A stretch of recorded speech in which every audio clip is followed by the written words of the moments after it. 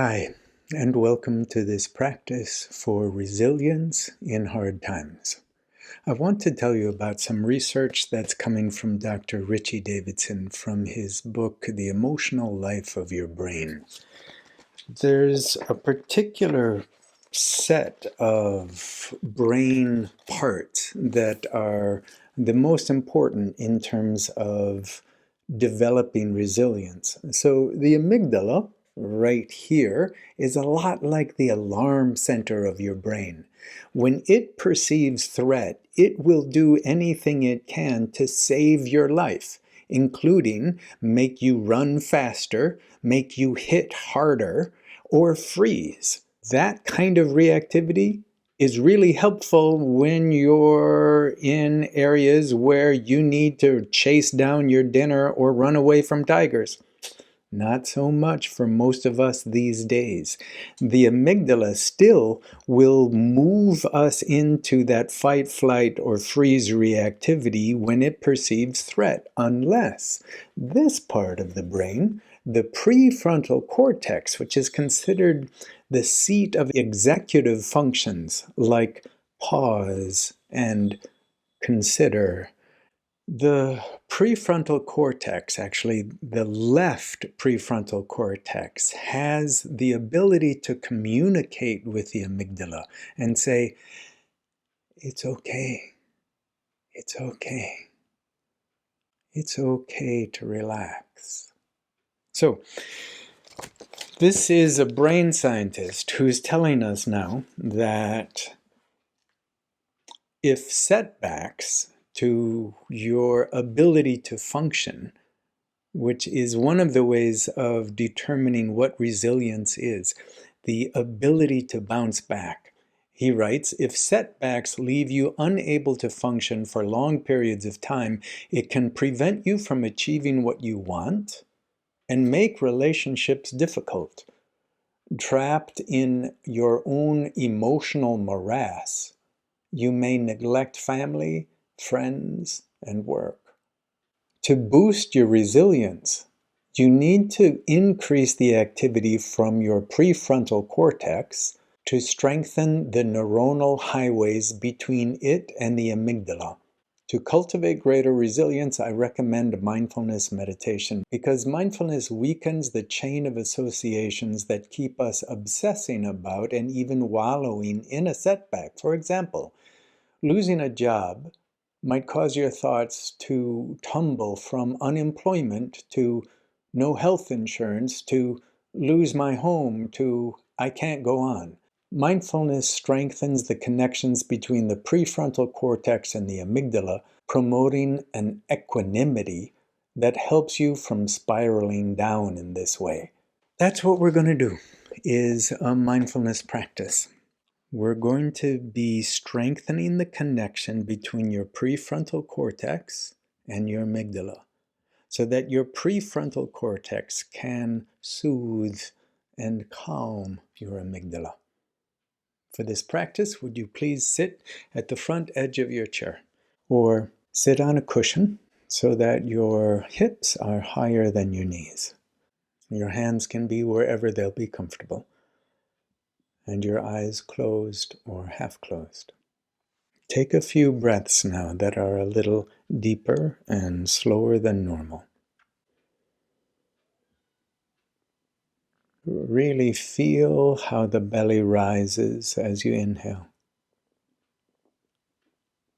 And feel how the belly settles as you exhale.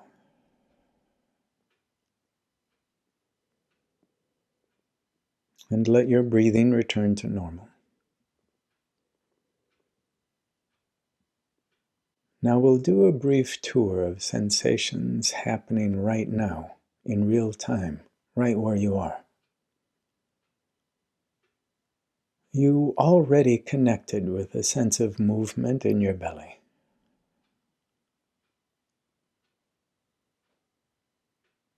Now shift your attention to your nostrils. Here you can feel the air passing in and out.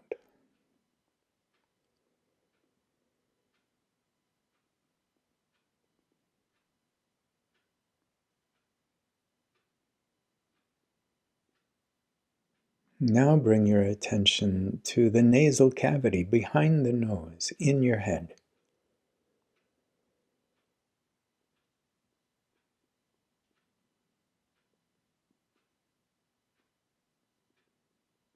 You may be able to feel cool air coming in and warm air going out.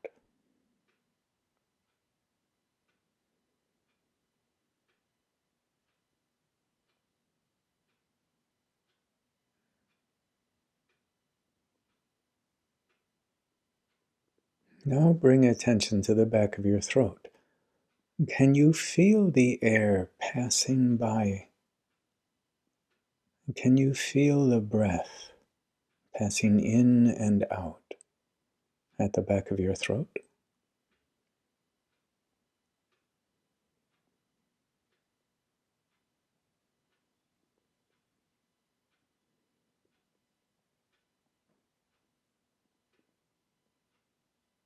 Now shift your attention to your buttocks where they meet the chair or the cushion.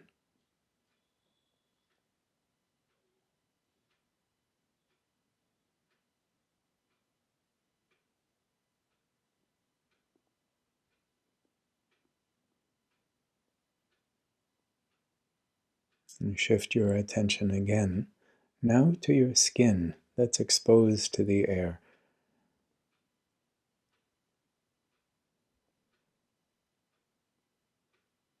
Notice you can feel the temperature of the air.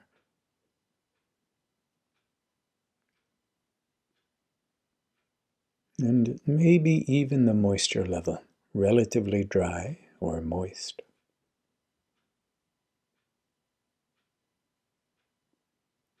Relatively dry or humid.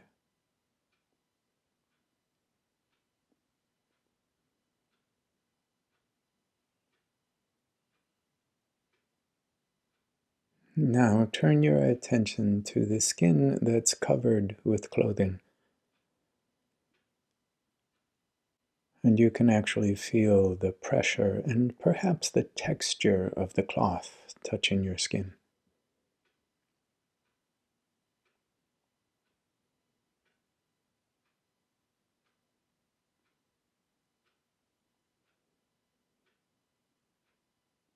Notice too there's a difference in temperature between the skin that's covered and the skin that's uncovered.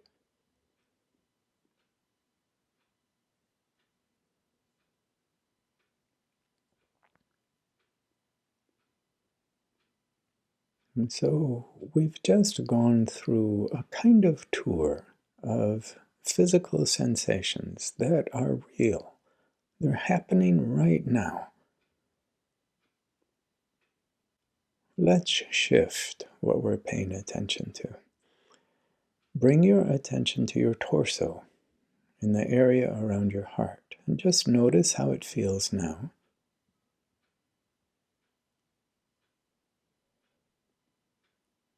And notice how your face feels.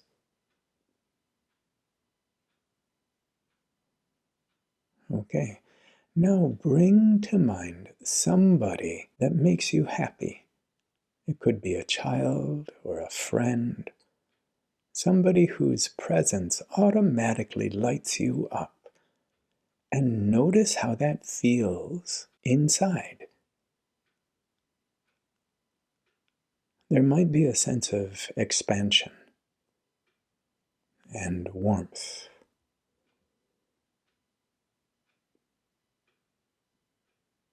There might be a smile on your face.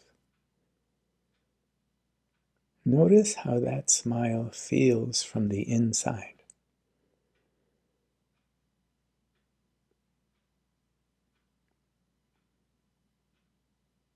And so these are the physical manifestations of affection and warmth and happiness.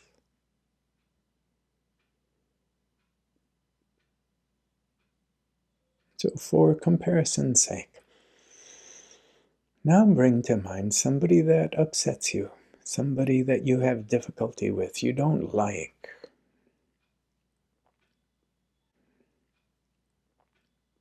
And notice how that shifts in your body.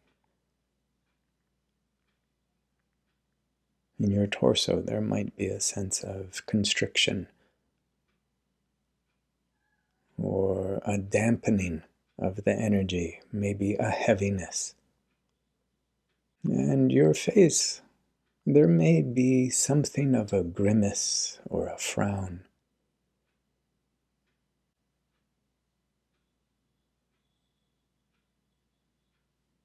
These are the physical manifestations of dislike or aversion.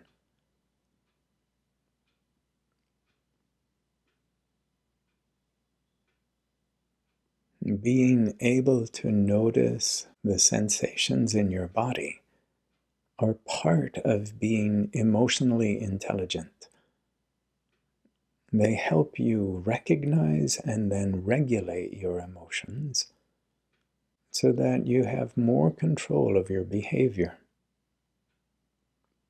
And it's not automatically triggered by a painful or unpleasant emotion.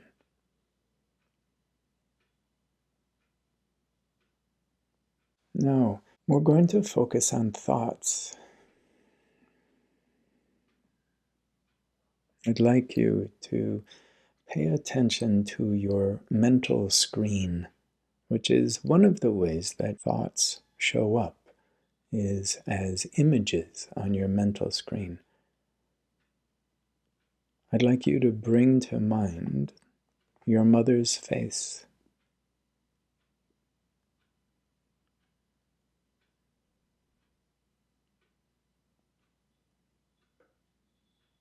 Now, is that really your mother? Or is that a mental reconstruction of how she looks? This is an important distinction.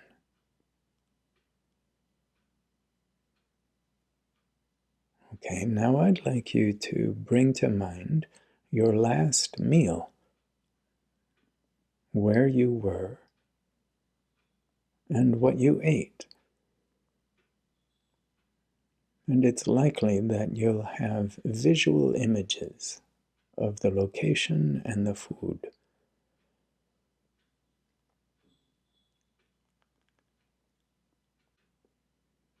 Okay. Here's the other way that thoughts usually show up, and that is with language. So I'd like you to bring to mind one of your most recent arguments or disagreements with someone. Recall as best you can any of the language that was exchanged. And so this is like a verbal track that accompanies, most likely, a visual image.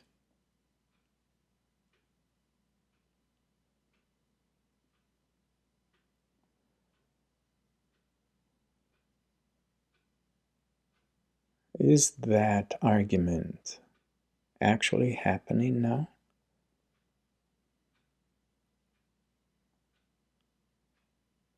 Being able to notice the difference between what's actually happening and what's happening in your mind only is hugely important.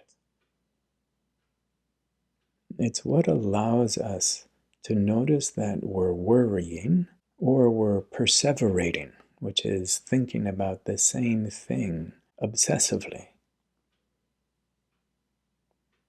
The body responds to the thoughts and to the actual situation in the same way, which is what we already discovered when we brought to mind somebody that we liked and somebody that we didn't like. We noticed how our bodies were different, even though that person wasn't actually in our presence.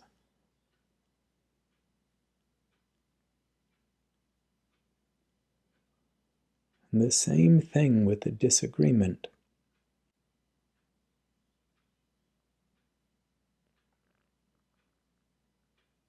Your ability to be aware of what's happening physically, we call body awareness.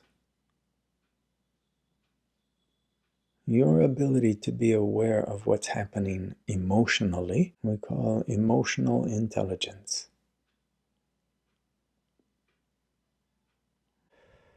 Your ability to notice what you think in terms of images and audio tracks is an incredibly helpful aspect of mindfulness because it gives you the option to change what's happening.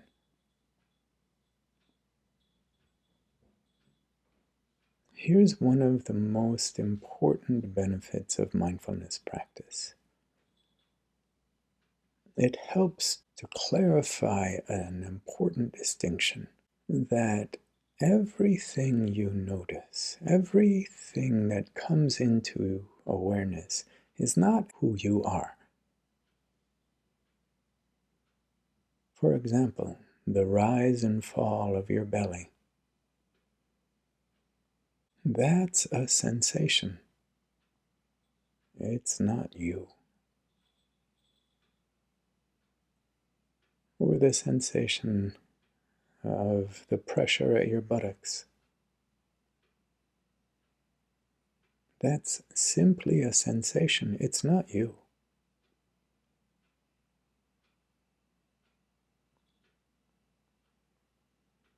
The sense of warmth or expansion in your chest, that's not you either. That's the sensation of affection. And the sense of aversion, that's not you. That's aversion.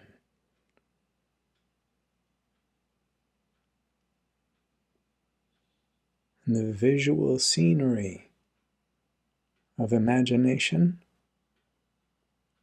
that's not you. It's a mental event. And the audio tracks, those aren't you either. Those are thoughts in the form of language.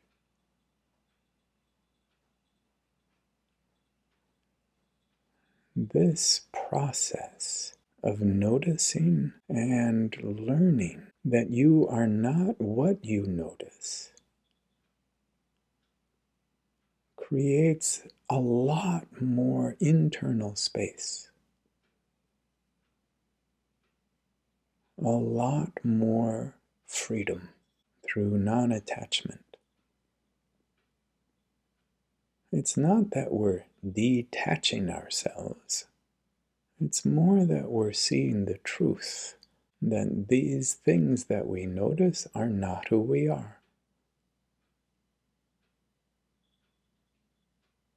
This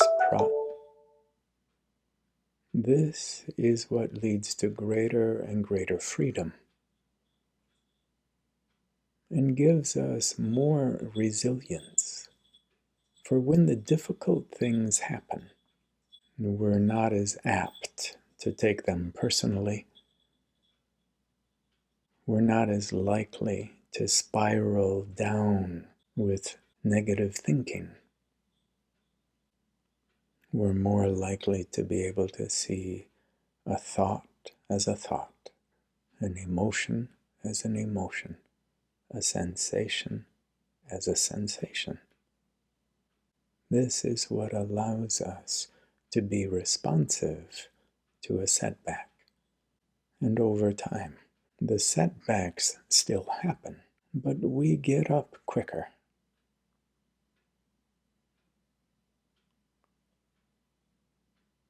One meditation teacher from Tibet, Chogyam Trungpa, said that the waves that knock you down happen less and less frequently, and you get up more and more quickly.